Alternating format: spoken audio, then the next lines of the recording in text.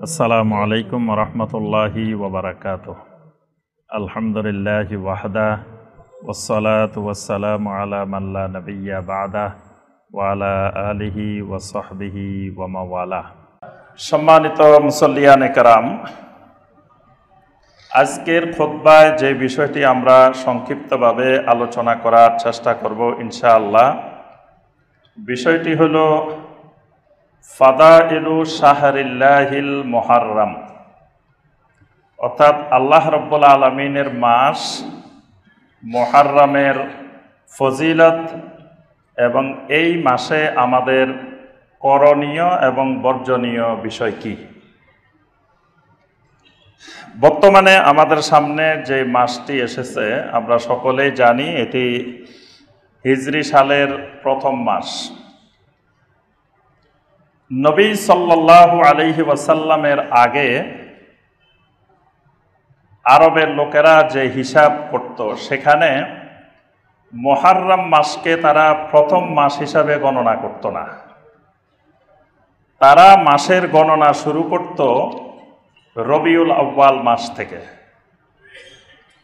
পরবর্তীতে নবী সাল্লাল্লাহু আলাইহি ওয়াসাল্লাম হিজরি তখনও হিজরি গণনা শুরু হয় নাই, কিন্তু নবী সাল্লাল্লাহু আলাইহি ওয়াসাল্লাম আরবি মাসগুলোর নাম পরিবর্তন করেছেন।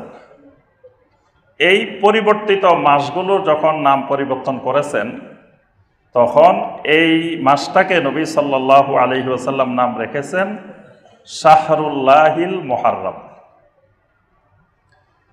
আল্লাহ রাব্বুল আলামিনের মাস মুহাররম, তাহলে বাকি 11 মাস কি আল্লাহর মাস না?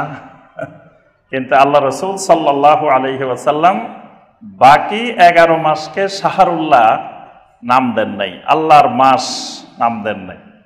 এই মাসটাকে নবী সাল্লাল্লাহু আলাইহি ওয়াসাল্লাম নাম দিয়েছেন শাহরুল্লাহ। এটা আল্লাহ রাব্বুল আলামিনের মাস। তো এই ক্ষেত্রে কোরআন সুন্নাহর একটি নীতিমালা হলো,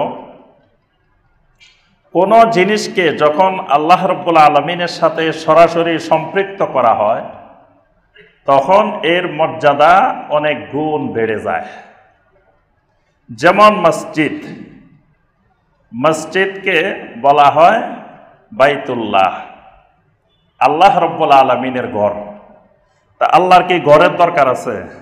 আমাদের মতো কি আল্লাহ রাব্বুল আলামিনের বাড়ি ঘরের দরকার আছে? রাব্বুল আলামিন এগুলা থেকে সম্পূর্ণরূপে মুক্ত। আল্লাহ সুবহানাহু ওয়া তাআলা বাড়ি ঘর এই সমস্ত প্রয়োজনীয়তা থেকে সম্পূর্ণরূপে সুবহান, তিনি মুক্ত। কিন্তু আল্লাহ রাব্বুল আলামিন জমিনের এই মসজিদগুলোকে ঘোষণা দিয়েছেন এগুলা আল্লাহ রাব্বুল আলামিনের ঘর। তা আল্লাহ রাব্বুল আলামিনের ঘর হওয়ার কারণে জমিনের অন্যান্য সকল জায়গার চাইতে এই জায়গার দাম, এই জায়গার গুরুত্ব, এই জায়গার ফজিলত বেড়ে গেছে। এই জন্য নবী সাল্লাল্লাহু আলাইহি ওয়াসাল্লাম বলেন, খায়রুল বেলাদে মাসাজিদুহা। জমিনে যত জায়গা আছে আল্লাহর জমিনে, সমস্ত জায়গার মধ্যে সবচাইতে উত্তম জায়গা, ফজিলতের জায়গা মসজিদ। তো কেন বাটলো? এটাকে আল্লাহ রাব্বুল আলামিনের সাথে সম্পৃক্ত করা হয়েছে। এইরকম আরো অনেক জিনিস আছে যেগুলোকে আল্লাহ রাব্বুল আলামিনের সাথে সম্পৃক্ত করা হয়। আল্লাহ সুবহানাহু ওয়া তাআলা নিজে করেছেন, অথবা নবী সাল্লাল্লাহু আলাইহি ওয়াসাল্লাম নিজে এগুলোকে আল্লাহ রাব্বুল আলামিনের সাথে সম্পৃক্ত করেছেন ওই বিষয়টার গুরুত্ব বৃদ্ধি করার জন্য। ঠিক একইভাবে নবী সাল্লাল্লাহু আলাইহি ওয়াসাল্লাম বলেন, আফদালুস সিয়ামি বাদা রমাদান শাহরুল্লাহিল মুহাররম। রমাদান মাসের পরে সবচাইতে উত্তম সিয়াম, আফদাল সিয়াম আল্লাহর মাস মুহাররম মাসের সিয়াম। সুবহানাল্লাহ। তাহলে রমাদানের পরে বাকি 11 মাসে যত সিয়াম আছে, যত রোজা রাখা হয়, তার মধ্যে সবচাইতে বেশি ফজিলত এই আল্লাহর মাস মুহাররমের মাসে রোজা রাখা। যেমন নবী সাল্লাল্লাহু আলাইহি ওয়াসাল্লাম একটা উদাহরণ দিয়ে বুঝাইছেন, ওয়া আফদালুস সালাতে বাদাল ফারিদা সালাতুল লাইল। ফরজ সালাতের পরে যত সুন্নত নামাজ আছে, নফল নামাজ আছে, এর মধ্যে সবচাইতে আফদাল, উৎকৃষ্ট, উত্তম সলাত হইল রাত্রিবেলার সলাত, অর্থাৎ কিয়ামুল লাইল, তাহাজ্জুদ, তাহাজ্জুদের সলাত।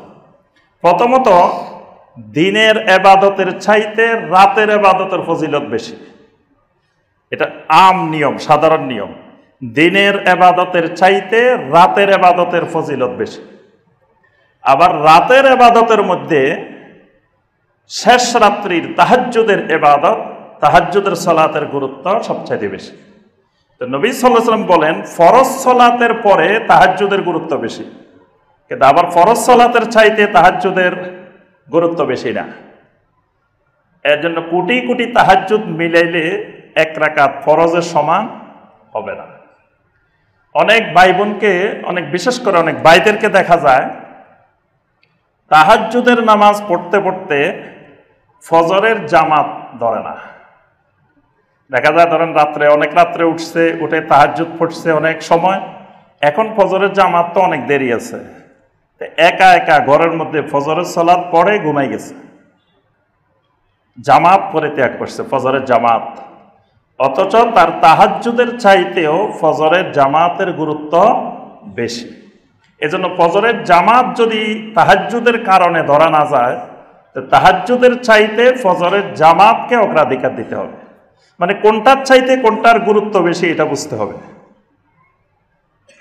তো এজন্য নফল সলাত, সুন্নত সলাত আপনার হাজার হাজার রাকাত মিলাইলেও এক রাকাত ফরজ সলাতের সমান হয় না।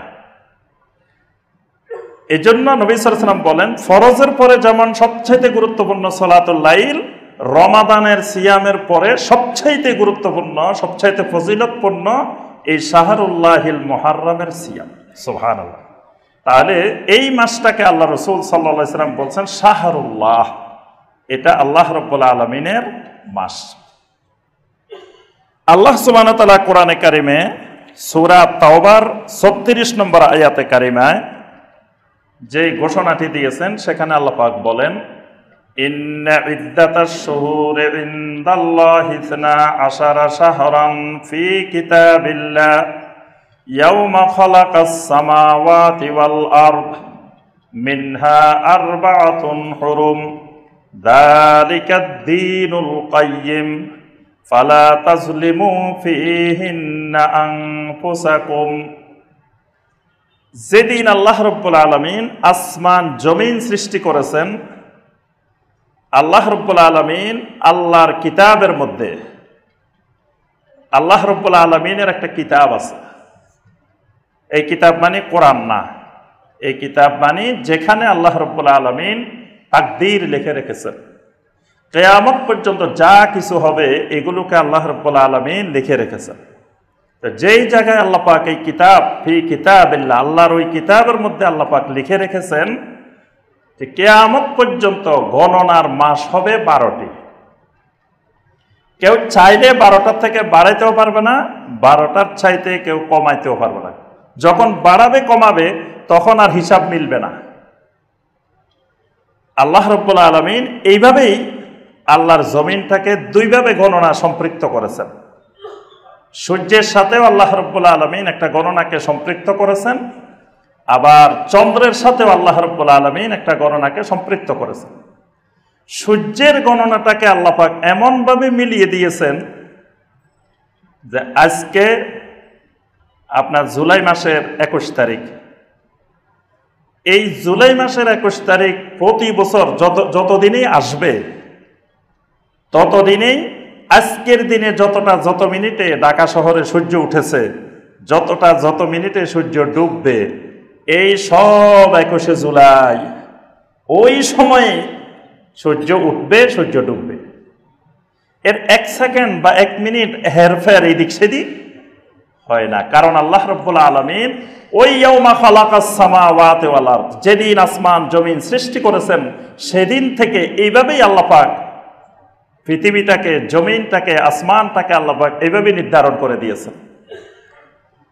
আর চন্দ্রের গণনাটাকে আল্লাহ রাব্বুল আলামিন আগে পরে করে দিয়েছেন। এই জন্য আল্লাহ পাক কিছু ইবাদতকে সূর্যের সাথে সম্পৃক্ত করেছেন, আবার কিছু ইবাদতকে আল্লাহ রাব্বুল আলামিন চাঁদের সাথে সম্পৃক্ত করেছেন। তবে সূর্যের চাইতে চাঁদের সাথে সম্পৃক্ত ইবাদত বেশি। যেমন সলাতের সম্পৃক্ততা সূর্যের সাথে, কিন্তু সিয়ামের সম্পৃক্ততা চন্দ্রের সাথে, হজের সম্পৃক্ততা চন্দ্রের সাথে, যাকাতের সম্পৃক্ততা চন্দ্রের সাথে, এরকম আরো অনেক ইবাদত এগুলোকে চাঁদের সাথে সম্পৃক্ত করা আছে।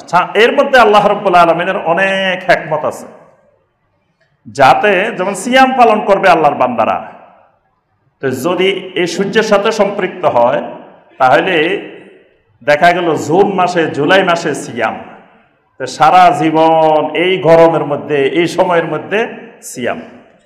তো চাঁদের সাথে সম্পৃক্ত হওয়ার কারণে একজন ব্যক্তি যখন আপনার সিয়াম পালন শুরু করেছে তার 10-12 বছর বয়স থেকে, সে জুন মাসেও সিয়াম পাবে, জুলাই মাসেও পাবে, আগস্ট মাসেও পাবে, সেপ্টেম্বর মাসেও পাবে, সারা বছর এই বিভিন্ন ঋতুতে বিভিন্ন সময়ে সে সিয়াম পালন করার সুযোগ পাবে। সুবহানাল্লাহ। আল্লাহ রাব্বুল আলামিন এইভাবে অনেক হিকমতের কারণেই আল্লাহ পাক নির্দিষ্ট করেছেন। আমরা যে কথাটা বলছিলাম, আল্লাহ রাব্বুল আলামিন বলেন, আমি আল্লাহ আসমান জমিন সৃষ্টির দিন থেকে নির্ধারণ করে দিয়েছি যে মাসের গণনা হবে 12টি। মিনহা আরবাআতুন হুরুম, এর মধ্যে 4টা মাসকে আল্লাহ রাব্বুল আলামিন সম্মানিত মাস হিসাবে নির্ধারণ করে দিয়েছে। এই 4টা মাসের একটা মাস এই শাহরুল্লাহিল মুহাররম, মানে এই হারাম মাস হলো যুলকাদা, যুলহিজ্জা, মুহাররম, রজব। এই 4টা মাস 12 মাসের মধ্যে আশহুরে হুরুম, সম্মানিত মাস। তাহলে এই 4 মাসের এক মাস এই শাহরুল্লাহিল মুহাররম।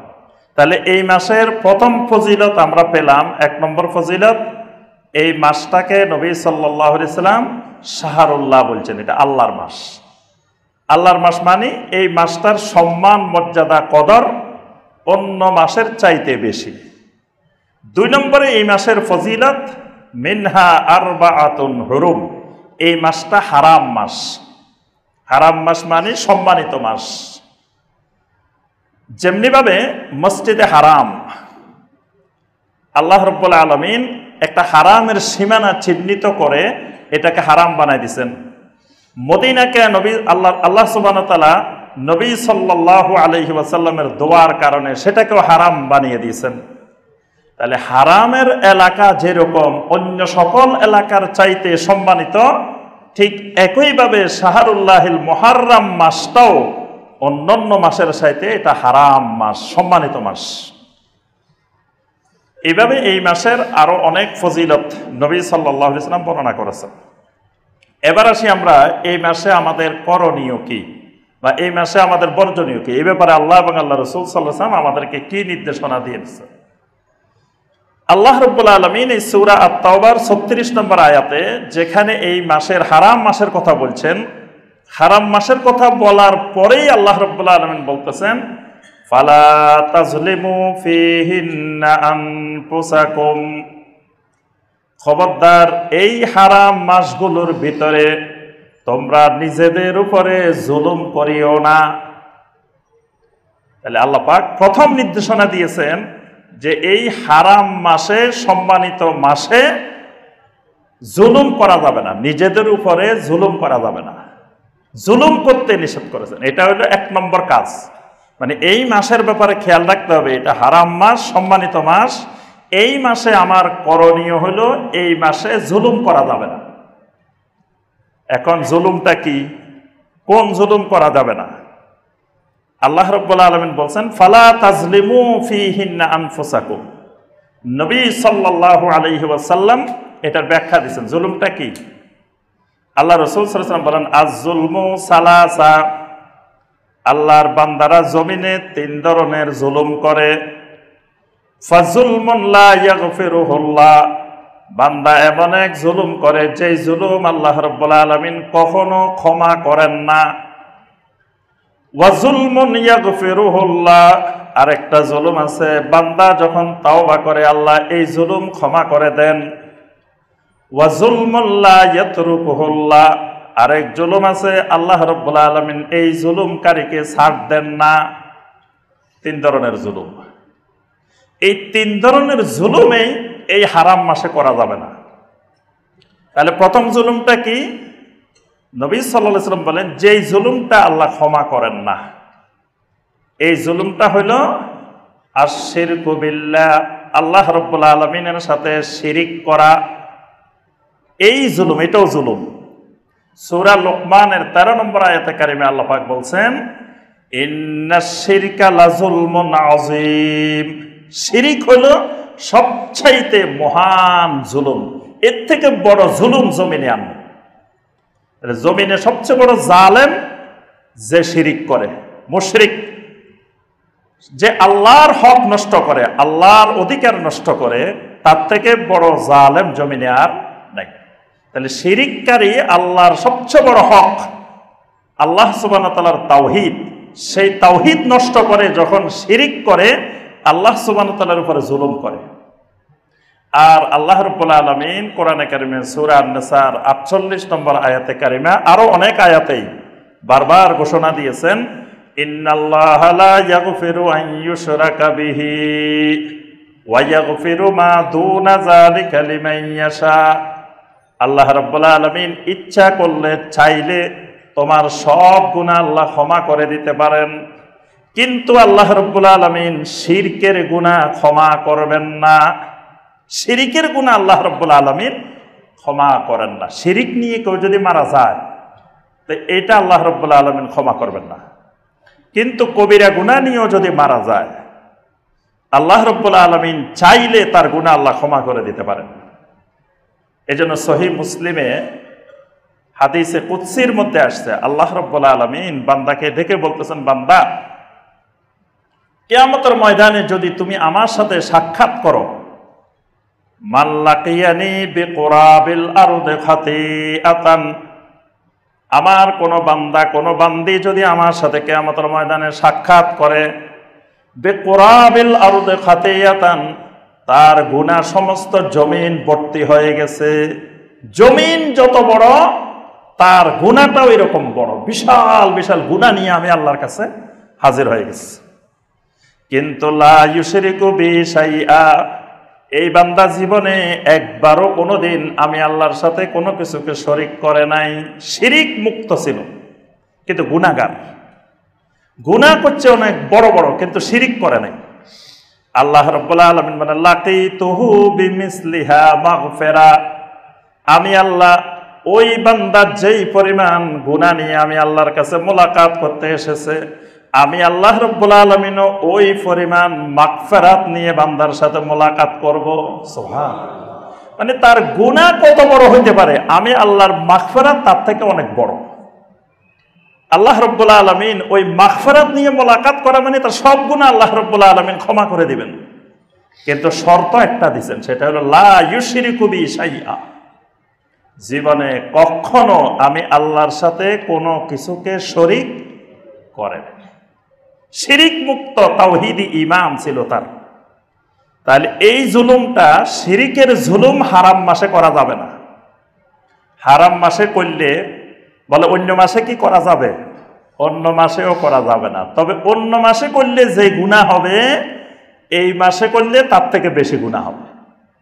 ইবনে কাসির রাহিমাহুল্লাহ বলেন যে আল্লাহ সুবহানাহু ওয়া তাআলা যেটাকে হারাম বানান, এই হারামের বৈশিষ্ট্য হলো এখানে ভালো কাজ করলে ভালো কাজের ফজিলত যেমন বেশি, গুনার কাজ করলে গুনার মারাত পরিমাণও বেশি। এই জন্য মসজিদে হারামের এলাকা, এখানে একটা ভালো কাজ করলে বাংলাদেশের জমিনে ভালো কাজের চাইতে অনেক গুণ বেশি ফজিলত। আবার সেখানে যদি কেউ একটা গুনাহ করে, সেই গুনাহটাও বাংলাদেশে একটা গুনাহ করার চাইতে হারামের সীমানায় একটা গুনাহ করলে সেটার গুনার পরিমাণটাও এরকম বেশি। এই জন্য আমাদের যে ভাইয়েরা হজে যান, উমরায় যান, ওখানে গিয়ে হাজরে আসওয়াদ চুম্বন দেওয়ার জন্য যেই হারে মানুষ মারামারি করে আল্লাহর ঘরের সামনে, এক ভাই আরেক ভাইকে যেই হারে ধাক্কা দিচ্ছে, কষ্ট দিচ্ছে, এটাও হারাম। এই কবিরা গুনাহ বাংলাদেশের কবিরা গুনার চাইতে লক্ষ গুণ বেশি কবিরা গুনাহ, বড় কবিরা গুনাহ। এখন সেই তো মনে করতেছে গুনাহ যেদিকে যাবে যাক, আমি তো একবার হাজরা আসওয়াদ চুম্বন দিচ্ছি, গুনাহ তো সব টানি ফেলতেছে। এখন একটা সুন্নত কাজ করতে গিয়ে কয়েকটা হারাম কাজ করে বসা আছে। এখানে মহিলারাও ঠেলাঠালি করতেছে, ইন্দোনেশিয়ান, আফ্রিকান বিভিন্ন দেশের মহিলারা যাইও পুরুষের সাথে ধাক্কাধাক্কি করতেছে। আমি সেখানে হজ করতে গেছি, ওমরা করতে গেছি, আমি একটা মহিলার গায়ের সাথে ধাক্কাধাক্কি করতেছি, পুরুষের গায়ের সাথে ধাক্কাধাক্কি করতেছি, কষ্ট দিতেছি, কতগুলা গুনাহ আল্লাহর ঘরের সামনে করতেছি আর একটা সুন্নত কাজ করার জন্য। এই কাজটা কেমন হয়ে গেছে? ওই যে লুঙ্গি খুলে পাগড়ি বাঁধার মতো হয়ে গেছে, যে সে মনে করতেছে আরে পাগড়ি তো আনলাম না, সওয়াব তো সব চলে যাচ্ছে, লুঙ্গি তো আছে, লুঙ্গি খুলে পাগড়ি বেঁধে ফেলছে, সওয়াবের অধিক সওয়াবের আশা। এখান দিকে তার ফরজে চলে গেছে, সেই দিকে কিন্তু তার কোনো খবর নাই। এখন বিশাল ফজিলত শুনছে, হাজরা আসওয়াদে চুম্বন দিলে ফজিলত ঠিক আছে আলহামদুলিল্লাহ, কিন্তু সেই চুম্বন কখন? যখন আপনি স্বাভাবিকভাবে কাউকে কষ্ট না দিয়ে আপনি স্বাভাবিকভাবে দিতে পারবেন। ইসলাম আপনাকে তাওয়াফ করার জন্য সুযোগ রাখছে, আপনি যদি না পারেন আপনি খালি হাত দিয়ে ইশারা করবেন, এই হাতের ইশারাটাই আপনার চুম্বন হয়ে যাবে। আপনি ওখানে আল্লাহর বান্দাবান্দীদের কারণে যাইতে পারতেছেন না, দূরের থেকে খালি হাত দিয়ে ইশারা করে আল্লাহু আকবার বলছেন, এটাই চুম্বন হয়ে গেছে। আপনি কাছাকাছি গেছেন কিন্তু আল্লাহর বান্দাকে কষ্ট দিয়ে আপনি ধরতে পারতেছেন না, শুধু লাঠি লাগাই, আপনি লাঠি লাগানোর দ্বারাই চুম্বন হয়ে গেছে। নবী সাল্লাল্লাহু আলাইহি সাল্লাম লাঠি দিয়েও স্পর্শ করছেন। এই জন্য আমরা যে কথাটা বলছি সেটা হলো, ইবনে কাসির রাহমাহুল্লাহ বলেন, ওই হারামের সীমানায় যেমন ভালো কাজ করলেও ফজিলত বেশি, গুনাহ করলেও গুনার পরিমাণ বেশি। তাহলে অন্যান্য মাসে গুনাহ করলে যে পরিমাণ গুনাহ, হারামের মাসে, মুহররম মাসে গুনাহ করলে তার থেকে বেশি পরিমাণ গুনাহ। তাহলে 1 নম্বর জুলুম শিরিক করা যাবে না। 2 নম্বর জুলুম ইয়াগফিরুহুল্লাহ, এই জুলুম আল্লাহ রাব্বুল আলামিন ক্ষমা করেন যদি তওবা করে। এই জুলুম হলো কবিরা গুনাহ। কবিরা গুনাহগুলো এক একটা জুলুম। এজন্য আদম আলাইহিস সালাম এবং হাওয়া আলাইহিস সালাম দোয়া করছেন, রব্বানা যালামনা আনফুসানা ওয়া ইল্লাম তাগফির লানা ওয়া তারহামনা লানাকুনান্না মিনাল খাসিরিন। প্রথমে বলছেন রব্বানা যালামনা আনফুসানা, রব্বুল আলামিন আমরা আমাদের নফসের উপরে জুলুম করেছি।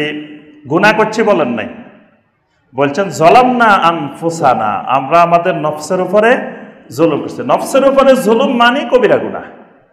কেন কবিরা গুনাহকে নফসের উপরে জুলুম বলা হয়? আল্লাহ রাব্বুল আলামিন আমার আপনার এই বডিকে, শরীরকে বানাইছেন জান্নাতের জন্য। কোন শরীর আল্লাহ জাহান্নামের জন্য বানান নাই। কিন্তু আমি কবিরা গুনাহ করার কারণে আমার এই শরীরকে জাহান্নামের হকদার বানাই ফেলতেছি। এটা আমার এই শরীরের উপরে আমি জুলুম করছি।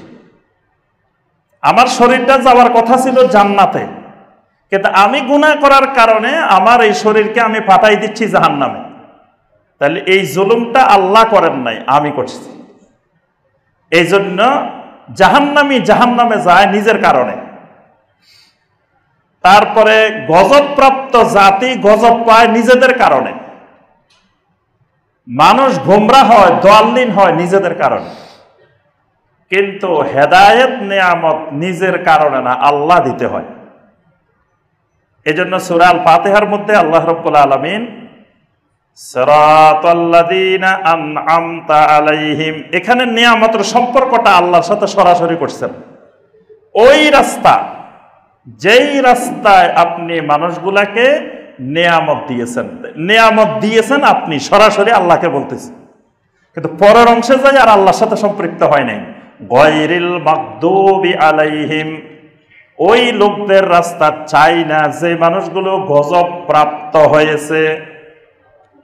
এখানে বলা হয় না গাদাবতা আলাইহিম, আপনি যাদেরকে গজব দিছেন এটা বলা হয়নি। গজব তো আল্লাহ দিছে নাকি? গজব আল্লাহ দিছে না? আল্লাহ না দিলে কে দিবে? গজব দিছেন আল্লাহ, কিন্তু সম্পর্কটা আল্লাহর সাথে করা হয় নাই। বলা হয়েছে মাগদুবি আলাইহিম, যারা গজব প্রাপ্ত হয়েছে। আপনি যাদেরকে গজব দিছেন এটা বলা হয় নাই। তারা তো আল্লাহ গজব দিতে চান নাই, কিন্তু তারা নিজেরাই গজব ডেকে আনছে। এজন্য আল্লাহ সুবহানাহু ওয়া তাআলা তার নিজের সাথে এটাকে সম্পৃক্ত করেন নাই। ওয়ালাদ-দাল্লিন, ওই লোকদের রাস্তাও না যারা গোমরাহ হয়ে গেছে। বলা হয়নি দলালতা আলাইহিম, আপনি যাদেরকে গোমরাহ করছেন, এটা বলা হয়নি। তাহলে বোঝা গেল আল্লাহ গোমরাহ করেন নাই, গোমরাহ তারা নিজেরা হয়েছে। এই জন্য এগুলাকে আল্লাহর সাথে সম্পৃক্ত করেন না। এই জন্য বান্দা যখন গুনাহ করে তখন বান্দা নিজের নফসের উপরে জুলুম করে, বান্দা নিজেকে জাহান্নামের হকদার বানায়।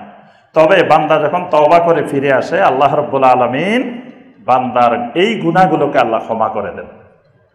এই জন্য আল্লাহ রাব্বুল আলামিন সূরা জুমারের 54 নম্বর আয়াতে কারিমায় আল্লাহর বান্দাদেরকে ডেকে আল্লাহ বলছেন, কুল ইয়া ইবাদিয়াল্লাযীনা আসরাফু আলা আনফুসিহিম লা তাকনাতু মির রাহমাতিল্লাহ ইন্নাল্লাহা ইয়াগফিরুয যুনুবা জামিআ। সূরা জুমারের 53 নম্বর আয়াত, এটা 54 না। তো এখানে আল্লাহ রাব্বুল আলামিন বান্দাকে ডেকে বলছেন, বান্দা যত বেশি গুনাহ করে ফেলো, লা তাকনাতু মির রাহমাতিল্লাহ, আল্লাহর রহমত থেকে নিরাশ হইও না। ইন্নাল্লাহা ইয়াগফিরুয যুনুবা জামিআ, আল্লাহ রাব্বুল আলামিন তোমার সব গুনাহ ক্ষমা করে দিবেন। সুবহানাল্লাহ। তবে এই গুনাহ ক্ষমা পাইতে হইলে শর্ত হইল তাওবা, তাওবায়ে নসুহা, খালেস তাওবা, সত্যিকারের তাওবা। 3 নম্বর জুলুম, এক বান্দা আরেক বান্দার উপরে জুলুম করে, এক বান্দা আরেক বান্দার মান সম্মানের উপরে জুলুম করে, শারীরিকভাবে জুলুম করে, মানসিকভাবে জুলুম করে, সম্পদের উপরে জুলুম করে। এইগুলো জুলুম, এগুলোকে লা ইয়াতরুকুহুল্লাহ, এগুলোকে আল্লাহ পাক ছাড় দিবেন না। বান্দার হক নষ্ট করে আল্লাহর কাছে ক্ষমা চাইলে আল্লাহ রাব্বুল আলামিন ক্ষমা করবেন না। বান্দার হক নষ্ট করে প্রতি বছর হজে চলে গেলেন বা প্রতি রমজান মাসে ওমরায় চলে গেলেন, বান্দার থেকে ঘুষ খেয়ে টাকা নিয়ে আপনি ওমরায় চলে গেলেন, যে আল্লাহর কাছে যায় ক্ষমা চেয়ে আসবেন। আল্লাহ রাব্বুল আলামিনের গিলাফ ধরে, আল্লাহর গদ ধরে, আল্লাহর ঘরের দরজা মুলতাজাম ধরেও যদি 1000 বার মাপ চান, আল্লাহ রাব্বুল আলামিন ক্ষমা করবেন না। এই ক্ষমাটা নিতে হবে বান্দা থেকে, যাদের থেকে সুদ খাইছি তাদের থেকে, যাদের থেকে ঘুষ খাইছি তাদের থেকে, যাদের হক নষ্ট করেছি তাদের থেকে। এটা আল্লাহ রাব্বুল আলামিন লা ইয়াতরুকুহুল্লাহ, আল্লাহ পাক তাকে ছাড় দিবেন না। তাহলে এই হারাম মাসের প্রথম করণীয়, কোন জুলুম এই মাসে করা যাবে।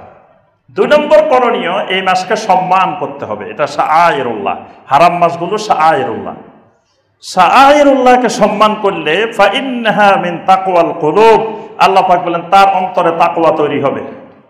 এজন্য এই মাসের সম্মানে আল্লাহ রাব্বুল আলামিনের ইবাদত বাড়াই দিতে হবে, জিকির আজকার বাড়াই দিতে হবে এই হারাম মাসের সম্মানে। এই জন্য নবী সাল্লাল্লাহু আলাইহি ওয়াসাল্লাম বলছেন এই মাসে বেশি বেশি সিয়াম পালন করার জন্য, এবং এই সিয়ামকে আপনার রমাদানের পরে সবচেয়ে গুরুত্বপূর্ণ সিয়াম। এই মাসে শুধু আশুরার 2 দিন না, বরং এই পুরা মাস যত বেশি সম্ভব এই মুহররম মাসের করণীয় বেশি বেশি সিয়াম পালন করা, বেশি বেশি নফল সালাত আদায় করা, বেশি বেশি আল্লাহ রাব্বুল আলামিনের জিকির আজকার করা, বেশি বেশি আল্লাহ রাব্বুল আলামিনের তাসবিহ আদায় করা। অর্থাৎ যত বেশি সম্ভব এই মাসের সম্মানে, হারাম মাসের সম্মানে বেশি বেশি আল্লাহ রাব্বুল আলামিনের ইবাদত করা, এটা এই মাসের গুরুত্বপূর্ণ করণীয়। এই মাসের মধ্যে আল্লাহ রাব্বুল আলামিন একটা দিনকে আরো সম্মানিত বানাই দিয়েছেন, যেই দিনটার নাম হলো ইয়াউমে আশুরা।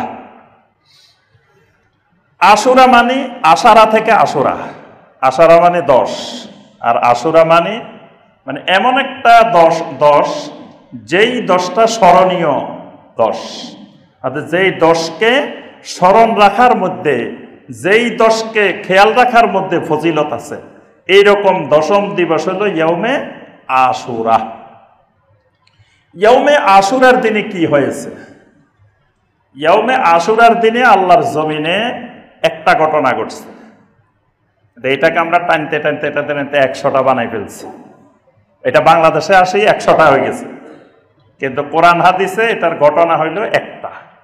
এটা বাংলাদেশে আসি দুনিয়ার যত ঘটনা ঘটছে পৃথিবীর শুরু থেকে সবগুলাকে টেনে এনে আশুরার সাথে লাগাই দেওয়া হয়েছে। এবং বরং নবী সাল্লাল্লাহু আলাইহি ওয়াসাল্লামের পরেও অসংখ্য ঘটনাকে টেনে এনে আশুরার সাথে লাগানো হয়েছে। অথচ আল্লাহ রসুল সাল্লাল্লাহু আলাইহি ওয়াসাল্লাম যত হাদিসে আশুরার বর্ণনা দিয়েছেন, একটা ঘটনাকে নবী সাল্লাল্লাহু আলাইহি ওয়াসাল্লাম এই দিনে সংঘটিত ঘটনা হিসাবে নির্ধারণ করেছেন। ঘটনাটা কি? দেখবেন যত হাদিসের গ্রন্থ আছে, যত হাদিসের কিতাব আছে, এই ঘটনাটা পাইবেন। সব হাদিসের কিতাব, সহিহ আল বুখারী, সহিহ মুসলিম থেকে শুরু করে প্রত্যেকটা হাদিসের গ্রন্থেই আছে। নবী সাল্লাল্লাহু আলাইহি ওয়াসাল্লাম মদিনা গেলেন। মক্কা মুকাররমা থাকাকালীন আশুরা ছিল না। আব্দুল্লাহ বিন আব্বাস রাদিয়াল্লাহু তাআলা আনহুমা বলেন, আন্না রাসূলুল্লাহ সাল্লাল্লাহু আলাইহি ওয়াসাল্লাম কাদিমাল মাদিনা, নবী সাল্লাল্লাহু আলাইহি ওয়াসাল্লাম হিজরত করে মদিনায় আসলেন। ফাওয়াজাদাল ইয়াহুদা সিয়ামান ইয়াউমে আশুরা, এসে নবী সাল্লাল্লাহু আলাইহি ওয়াসাল্লাম দেখতে পেলেন ইহুদিরা এই মুহররমের 10 তারিখে সিয়াম পালন করতেছে। ইহুদিরা মুহররম মাসের এই 10 তারিখের দিন মদিনাতে গিয়ে নবী সাল্লাল্লাহু আলাইহি ওয়াসাল্লাম দেখলেন সিয়াম পালন করতেছে, রোজা রাখছে। মদিনাতে সবচেয়ে বড় বড় 3টা ইহুদি কওম ছিল, বনু নজির, বনু কুরাইজা, আরেকটা ছিল আপনার আরো একটা কওম ছিল বনু কায়নুকা। বনু নজির, বনু কুরাইজা, বনু কায়নুকা, এই 3টা বড় বড় গোত্র মদিনায় ইহুদিদের বসবাস করত। এবং এই 3টার সাথে নবী সাল্লাল্লাহু আলাইহি ওয়াসাল্লামের পরবর্তীতে 3টা গাজওয়া হয়েছে, বনু কুরাইজার সাথে, বনু কায়নুকার সাথে এবং আপনার বনু নজিরের সাথে। তো নবী সাল্লাল্লাহু আলাইহি ওয়াসাল্লাম দেখলেন ইহুদিরা সিয়াম পালন করতেছে। তাহলে বোঝা যায় আশুরা নবী সাল্লাল্লাহু আলাইহি ওয়াসাল্লাম থেকে না, আশুরা আরো অনেক আগ থেকে পালন হয়ে আসতেছে। তারা সিয়াম পালন, নবী সাল্লাল্লাহু আলাইহি ওয়াসাল্লাম জিজ্ঞাসা করলেন, কারণ কি, তোমরা সিয়াম পালন করতেছো কেন? তখন ইহুদিরা জবাব দিল, হাযা ইয়াউমুন আযীম, আরে আপনি জানেন না এটা তো একটা মহান দিন। ইহুদিরা বলতেছে এটা ইয়াউমুন আযীম, এটা তো একটা মহান দিবস। মহান দিবসে কি হয়েছে? আনজাল্লাহু ফীহি মূসা ওয়া কওমাহু, এই দিনে আল্লাহ রাব্বুল আলামিন মূসা আলাইহিস সালাম এবং তার কওমকে, ঈমানদারদেরকে আল্লাহ পাক নাজাত দিয়েছেন, উদ্ধার করেছেন। আর ওয়া আগরাকা আলা ফিরআউনা ওয়া কওমাহু, আলে ফিরআউনকে আল্লাহ রাব্বুল আলামিন এই দিন ডুবাই দিয়েছেন, ধ্বংস করে দিয়েছেন। এই বক্তব্যটা ইহুদিদের বক্তব্য। এই কথাটা আল্লাহ পাক কোরআনে কারিমেও বলছেন, তবে কোরআনে কারিমে তারিখ বলেন নাই। সূরা আল বাকারার 49-50 নম্বর আয়াতে আল্লাহ পাক এই ঘটনার উল্লেখ করেছেন। ওয়া ইয নাজ্জাইনাকুম মিন আলি ফিরআউনা ইয়াসুমুনাকুম সুআল আযাবি ইউযাব্বিহুনা আবনাআকুম ওয়া ইস্তাহয়ুনা নিসাআকুম ওয়া ফী যালিকুম বালাউম মির রাব্বিকুম আযীম। এখানে আল্লাহ পাক মূসা আলাইহিস সালামকে কিভাবে ফেরাউনের কবল থেকে রক্ষা করেছেন, ঈমানদারদেরকে কিভাবে রক্ষা করেছেন, ঘটনাটা আল্লাহ পাক বিস্তারিত বর্ণনা করেছেন। ইহুদিরা বলতেছে যে এই দিনে এই ঘটনা ঘটছে, এই কারণে ফাসামাহু মূসা শুকরান, আল্লাহ রাব্বুল আলামিনের শুকরিয়া আদায় করে মূসা আলাইহিস সালাম এই দিনে সিয়াম পালন করেছেন। ফানাহনু নাসুমুহু, এই কারণে আমরাও সিয়াম পালন করি। মূসা আলাইহিস সালাম সিয়াম পালন করতেন আশুরার দিনে, আল্লাহর শুকরিয়া আদায় করে, এই কারণে আমরাও করি। তখন আল্লাহ রাসূল সাল্লাল্লাহু আলাইহি ওয়াসাল্লাম ইহুদিদেরকে বললেন, ফানাহনুল্লাযী আওলা ওয়া আহাক্কু বিমূসা মিনকুম, আরে মূসা আলাইহিস সালামের সাথে সম্পর্কটা তো তোমাদের চাইতে আমাদের আরো অনেক বেশি। মূসার সাথে বন্ধুত্ব, বেলায়েত, মূসার সাথে অধিকার তোমাদের চাইতে আমাদের আরো বেশি। তখন আল্লাহ রাসূল সাল্লাল্লাহু আলাইহি ওয়াসাল্লাম নিজে সিয়াম পালন করলেন এবং সাহাবায়ে কেরামকে সিয়াম পালন করার জন্য নির্দেশ দিলেন। মূসা আলাইহিস সালামের সাথে আমাদের অনেক গভীর সম্পর্ক, উম্মত মুহাম্মাদী সাল্লাল্লাহু আলাইহি ওয়াসাল্লামের সাথে মূসা আলাইহিস সালামের অনেক মিল আছে। মূসা আলাইহিস সালামের জীবনী, মুহাম্মদ রাসূলুল্লাহ সাল্লাল্লাহু আলাইহি ওয়াসাল্লামের জীবনী, দুই জীবনের মধ্যে অনেক মিল। মূসা আলাইহিস সালামকেও জন্মের পরে সাগরে ভাসায় দেওয়া হয়েছে, তারপরে আরেক জায়গায় পাঠানো হয়েছে। নবী সাল্লাল্লাহু আলাইহি ওয়াসাল্লামকেও জন্মের পরে তায়েফ, বনু সাদে পাঠায় দেওয়া হয়েছে। মুসা আলাইহিস সালাম যেমন হিজরত করছেন, জীবনে যা যা ঘটছে, নবী সাল্লাল্লাহু আলাইহি সাল্লামের জীবনেও এরকম অসংখ্য ওই ঘটনাগুলো ঘটছে। মুসা আলাইহিস সালাম উলুল আজম একজন রাসূল, 5 জন রাসূল হলেন উলুল আজম রাসূল। তার মধ্যে মুসা আলাইহিস সালাম একজন, মুহাম্মদ রাসূলুল্লাহ সাল্লাল্লাহু আলাইহি সাল্লাম একজন। তবে মুসা আলাইহিস সালামের উম্মতগুলা জমিনে সবচাইতে নিকৃষ্ট এবং খারাপ, মানে পরবর্তীতে খারাপ হয়ে গেছে। বানি ইসরাইল ইহুদিরা, তারা পরবর্তীতে ইমানদার থাকে নাই, তারা হয়ে গেছে ইহুদি। মুসা আলাইহিস সালাম তাদেরকে ইহুদি ধর্ম দিয়ে যান নাই, মুসা আলাইহিস সালাম তাদেরকে মুসলিম বানাই গেছেন, কিন্তু পরবর্তীতে তারা মুসলিম থেকে পরিবর্তন হয়ে ইহুদি হয়েছে। এই জন্য আল্লাহ রাসূল সাল্লাল্লাহু আলাইহি ওয়াসাল্লাম এই উম্মতকেও বারবার সতর্ক করছেন, কিন্তু লাইয়াতিয়ান্না আলা উম্মতি কামা আতা আলা বানি ইসরাইল হাজওয়ান নাল বিন নাল, আমার উম্মতের উপরেও এমন একটা সময় আসবে এরা ইহুদিদের মতো হয়ে যাবে, বনি ইসরাইলের মতো হয়ে যাবে। এবং জুতার এক ফিতা যেমন আরেক ফিতার সাথে মিল থাকে, তা আমার উম্মতও ওই বানি ইসরাইলের মতো মিলে যাবে। এমনকি নবী সাল্লাল্লাহু আলাইহি ওয়াসাল্লাম বলেন, বানি ইসরাইলেরা তো বাঘ হইতে হইতে হইতে হইতে 72 ফেরকায় বিভক্ত হয়েছে, আমার উম্মত তার থেকে আরো 1 গুণ বেড়ে যাবে, আমার উম্মত 73 ভাগে বিভক্ত হয়ে যাবে, বনি ইসরাইল থেকে আরো আগে যাবে। তাহলে এই বানি ইসরাইল, এই ইহুদি, এরা মুসা আলাইহিস সালাম তাদেরকে যেই তাওহীদের উপরে রেখে গেছেন সেই তাওহীদের উপরে বিদ্যমান ছিল না। তাহলে এই দিনে কি ঘটেছিল এটা নবী সাল্লাল্লাহু আলাইহি ওয়াসাল্লাম উম্মতের কাছে পরিষ্কার করে গেছেন। কিন্তু আমরা এমনভাবে বিভিন্ন জাল মিথ্যা ঘটনার সাথে লাগাই দিছি, এই দিনে নাকি আসমান সৃষ্টি হয়েছে, জমিন সৃষ্টি হয়েছে, বৃষ্টি হয়েছে, তারপরে এই আপনার কিয়ামত হবে, তারপরে এই দিনে এই অমুক নবীর এই হয়েছে, অমুক আইয়ুব আলাইহিস সালামের এই হয়েছে, তারপরে দাউদ আলাইহিস সালামের এই হয়েছে, সুলাইমান আলাইহিস সালামের এই হয়েছে। এগুলা সবগুলাকে ইমাম ইবনুল জাওজি রাহিমাহুল্লাহ, মোল্লা আলী কারি রাহিমাহুল্লাহ, সমস্ত আহলুল ইলমের বিচার এগুলো সব মিথ্যা ঘটনা, জাল ঘটনা। এমনকি এই দিনের ব্যাপারে ফজিলত বর্ণনা করতে গিয়ে অনেক মিথ্যা মিথ্যা হাদিস বানানো হয়েছে, যে এই দিনে যদি কেউ ভালো খাবার দাবার খায় সারা বছর সে ভালো খানা দানা খাইতে পারবে, এইবার খাওয়া দাওয়ার জোয়ার। এটা মিথ্যা জাল হাদিস, এটা নবী সাল্লাল্লাহু আলাইহি ওয়াসাল্লাম এরকম কোনো কথা হাদিসে বর্ণনা করেন নাই। আরো অসংখ্য বিষয় এই দিনের সাথে সম্পৃক্ত করা হয়েছে। অর্থাৎ মূলত আশুরাটা হইল মুসা আলাইহিস সালাম এবং ফেরাউনের মধ্যে যে ঘটনাটা ঘটছে, আল্লাহ পাক এই ঘটনাটাকে কিয়ামত পর্যন্ত স্মরণীয় করে রাখতে চান। কারণ কিয়ামত পর্যন্ত পৃথিবীতে মানুষ, তাদের সামনে 2টা আদর্শ থাকবে, একটা ফেরাউনি আদর্শ আর একটা মুসাই আদর্শ। এখন মানুষ কোনটা গ্রহণ করবে, এই তাদের সামনে 2টা রাস্তা খোলা থাকবে, একটা মুসাই রাস্তা আর একটা ফেরাউনি রাস্তা।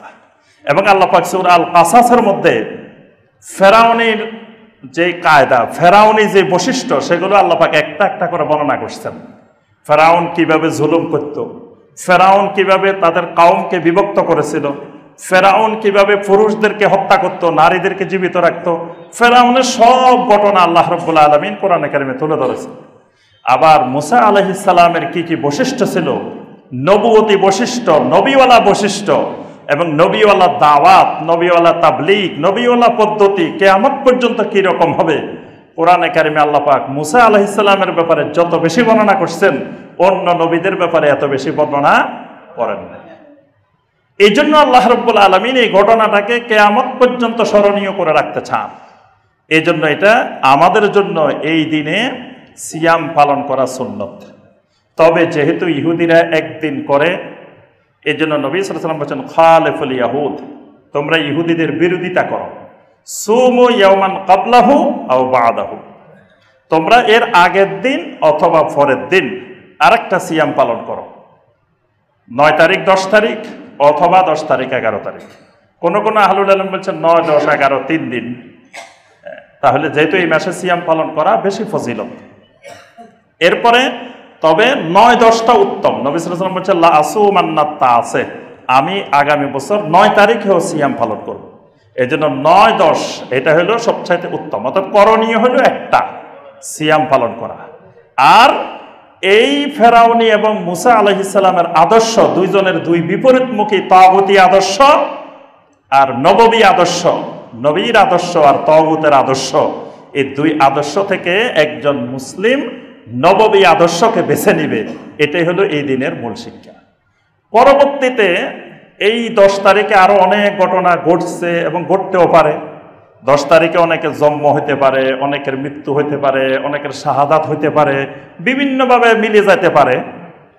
আশুরার 10 তারিখে কারো যদি জন্ম হয়, মুহররমের 10 তারিখে, তার অর্থ যে লোকটা বিশাল ব্যক্তি জন্ম নিছে তা না। আবার ওই দিন কারো মৃত্যুও হইতে পারে, তার অর্থ এই লোকটা বিশাল ফজিলত পেয়ে গেছে এই তারিখে মৃত্যুর জন্য, এরকমও না। তবে ইসলামের ইতিহাসের পরবর্তী যুগের যতগুলো মর্মান্তিক ঘটনা ঘটছে নবী সাল্লাল্লাহু আলাইহি ওয়াসাল্লামের পরে, নবী সাল্লাল্লাহু আলাইহি ওয়াসাল্লামের পরে সবচাইতে মর্মান্তিক শাহাদাত ওমর ইবনে খাত্তাব রাদিয়াল্লাহু তাআলা আনহুর শাহাদাত। তারপরে সবচাইতে মর্মান্তিক ওসমান ইবনে আফফান রাদিয়াল্লাহু তাআলা আনহুর শাহাদাত। এরপরে উম্মার জন্য সবচাইতে গুরুত্বপূর্ণ মর্মান্তিক শাহাদাত আলী রাদিয়াল্লাহু তাআলা আনহুর শাহাদাত। এরপরে মর্মান্তিক যেই ঘটনা, সেই কারবালার ঐতিহাসিক ঘটনা, যেখানে ইমাম হোসাইন রাদিয়াল্লাহু তাআলা আনহু শাহাদাত বরণ করেছেন, সেটাও উম্মার জন্য বড় ধরনের একটা মর্মান্তিক ঘটনা। কিন্তু ওই ঘটনার সাথে আশুরার ফজিলত সম্পৃক্ত না। আশুরা ভিন্ন জিনিস, কারবালার ঘটনা ভিন্ন জিনিস। কারবালারটা হলো ইতিহাস, ওইটা ইবাদতের বিষয় না। মানে কারবালার জন্য আমরা রোজা রাখি, বিষয়টা এরকম না। কারবালার জন্য আশুরা পালন করি, বিষয়টা এরকম না।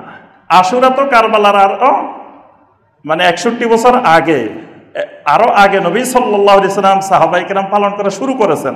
তার অর্থ এই নয় যে 61 বছর পরে এরকম ঘটনা একটা ঘটবে, এই জন্য ওনারা আগে থেকে সিয়াম পালন করা শুরু করছেন, আশুরা পালন করা শুরু করছেন, বিষয়টা এরকম নয়। কিন্তু বর্তমানে অনেকে দুইটাকে এক বানাই ফেলছে এবং সাধারণ মানুষ মনে করে কি যে আশুরা মানে কারবালা, কারবালার জন্যই মনে হয় আশুরা হয়েছে। কিন্তু আশুরা কারবালার জন্য হয় নাই। কিন্তু ঘটনাটা হোসাইন রাদিয়াল্লাহু শাহাদাতটা 10 তারিখে সংঘটিত হয়েছে, এটা ঘটনাটা মিলে গেছে ওই তারিখের সাথে। কিন্তু আশুরা ওই কারণে না, আশুরা আগে থেকে। আশুরার সম্পৃক্ততা মুসা আলাইহিস সালাম এবং ওই ফেরাউনের ওই ঘটনা থেকে। সম্মানিত মুসল্লিয়ানে কেরাম, তো আমরা এই মুহররম মাসের যে ফজিলত, এই ফজিলতের আলোকে কোরআন সুন্নাহ আমরা সংক্ষিপ্ত যে বর্ণনা শুনলাম, এই আলোকে আমরা মুহররম মাসে বেশি বেশি আল্লাহর ইবাদত করার চেষ্টা করবো। এটা হারাম মাস এবং আল্লাহর নাফরমানি থেকে, গুনাহ থেকে আমরা ফিরে আসব। এটা তাওবার মাস, এটা আল্লাহ সুবহানাহু ওয়া তাআলার কাছে ধর্ণা দেওয়ার মাস। আল্লাহ রাব্বুল আলামিন আমাদের সবাইকে তৌফিক দান করুন, আমিন ইয়া রাব্বাল আলামিন। সুবহানাকা আল্লাহুম্মা বিহামদিকা আশহাদু আল্লা ইলাহা ইল্লা আনতা আস্তাগফিরুকা ওয়া আতুবু ইলাইক। আসসালামু আলাইকুম ওয়া রাহমাতুল্লাহি ওয়া বারাকাতুহু।